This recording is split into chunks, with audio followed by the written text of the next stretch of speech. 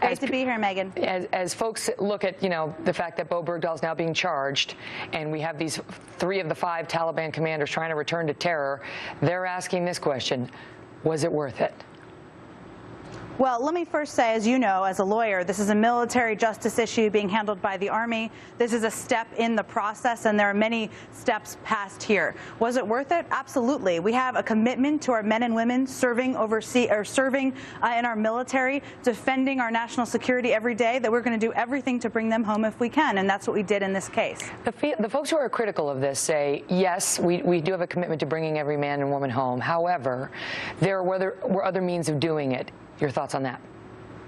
Well, Megan, I think there are always a range of decisions, and tough decisions the President of the United States always has to make, and that's been the case for decades. It doesn't reach his desk unless it's a tough decision. That was certainly the case here. It was a tough decision, but was it the right decision? I mean, that's the question. They look at the 3 of these 5 Taliban guys is trying to return to terror now, and they didn't need to be released from Gitmo.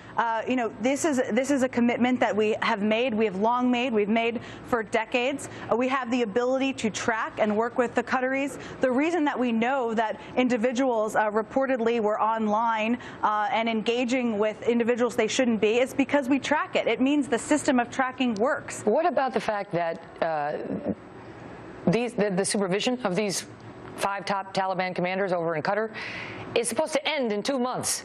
That doesn't seem like a good idea.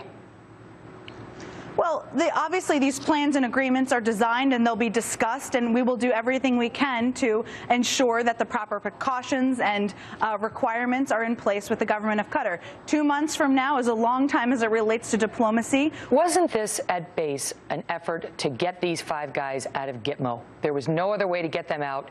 This is a way of getting out some of the most controversial prisoners there in exchange, on paper, for a serviceman who at least Susan Rice was telling us, served honorably. Well, this was an effort to bring an individual home who served his country. This is what the critics say. It wasn't so much about getting Bergdahl back as it was about getting these guys out, something the critics say was a big mistake given what we've seen with them. Well, Megan, first, we have not seen evidence. Yes, we've seen reports of online activity, but again, that means we're tracking it, and that process of working with the Qataris is working. There were a number of steps and requirements that were put into place. That's the best way. We don't have to monitor anything. They're behind bars. Well, Megan, I think the President's been clear that it's in our national security interest to close Gitmo, but this was about bringing home an individual who served his country. What did you make of? Some of the folks today are saying, look, did the President know when he struck this deal, did he know that Bowe Bergdahl was a potential deserter? Why did he have the big ceremony in the Rose Garden? Why was there so much pomp and circumstance trying to celebrate this man when, at a minimum, he is a very controversial figure? Well, if we're not prejudging today, we certainly weren't prejudging almost a year ago when this decision was made and when Sergeant Bergdahl was brought home. And, to those who wonder why Susan Rice went out there and told the world that this man served with honor and distinction, as now his own army turns around and says, no, you did not, sir.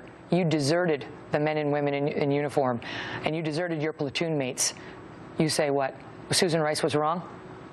Well, I would say, Megan, that the Army has taken steps through their military process. We won't prejudge the outcome of those steps.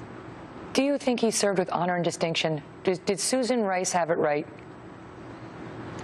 I think that we look at Sergeant Bergdahl as somebody who served his country, as many men and women have. It's been quite some time since we brought him home, and there's been some time for those in the military justice system to take a look at this case, and we'll all be the judge of that once that decision's made.